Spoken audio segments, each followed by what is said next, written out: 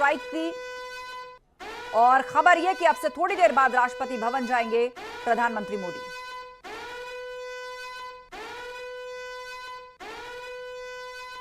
और इस बीच एक और बड़ी खबर आपको बता दें, हमले के बाद मलबे में शव तलाशते दिखे पाकिस्तान के सुरक्षा कर्मी।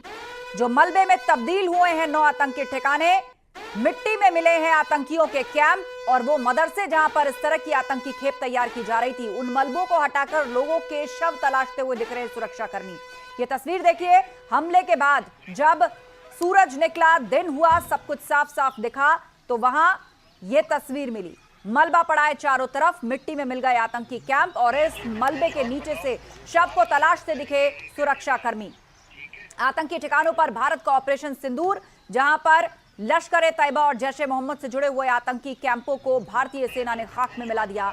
बीती रात 1:05 पर जो एयर स्ट्राइक शुरू हुई वो 1:30 बजे तक चली, यानी ये 25 मिनट कितने भारी रहे इन आतंकियों के ठिकानों पर, वो आप इन तस्वीरों को देखकर अंदाजा लगाइए। चारों तरफ मलबा पड़ा है, सब कुछ चकनाचूर, मिट्टी में तब्दील, और इसी मलबे को हटा करके लोगों का शव तलाश रहे हैं पाकिस्तान में सुरक्षा कर्मी। 22 अप्रैल को जो पहलगाम में अटैक किया था आतंकवादियों ने, जिसमें 25 लोगों की, मासूम लोगों की जान चली गई थी, धर्म पूछकर उन लोगों को टारगेट किया गया था, आज उसका जवाब भारतीय सेना ने दे दिया है।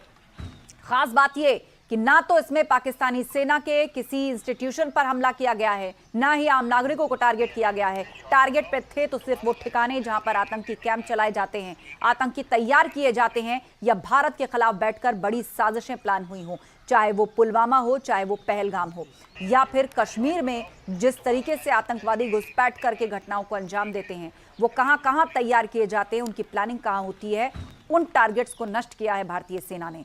और उसके बाद मिट्टी के ढेर और मलबे में तब्दील, ये पूरा भंडार जो आप देख रहे हैं, उसके बीच में एक एक ईंट पत्थर को हटा करके लोगों के शवों को तलाशा जा रहा है। अंदाजा लगाया जा रहा है यहां कौन कौन था बीती रात जो कि इस मिसाइल हमले में मारा गया। और इस बीच बड़ी खबर आ रही है, मुरीदके में सबसे बड़ी तबाही की तस्वीर सामने आई है। लश्कर-ए-तैयबा के कैंप जो तबाह किए गए, उसके भीतर की एक्सक्लूसिव तस्वीर निकलकर सामने आई है, जो इस वक्त आप स्क्रीन पर देख रहे हैं।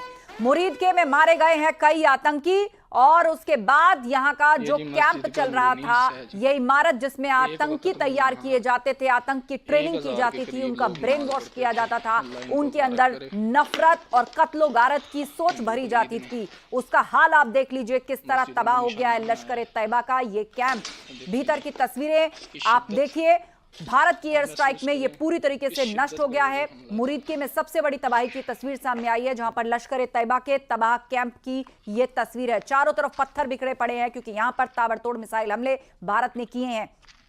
बीती रात जब पाकिस्तान को अंदाजा भी नहीं होगा, वो ये उम्मीद कर रहा था कि भारत अभी कुछ समय और लेगा, हालांकि अंदर ही अंदर उसकी हालत खराब थी, उसे पता था कि भारत इसका जवाब जरूर देगा, लेकिन इतनी जल्दी और इस तरीके से देगा। एयर स्ट्राइक के बाद किस तरीके से ध्वस्त हुए 9 ठिकाने आतंकियों के अलग अलग जगहों पर, लश्कर-ए-तैयबा का यह कैंप पूरी तरीके से तबाह हो गया। उसकी एक्सक्लूसिव तस्वीर इस वक्त आप स्क्रीन पर देख रहे हैं।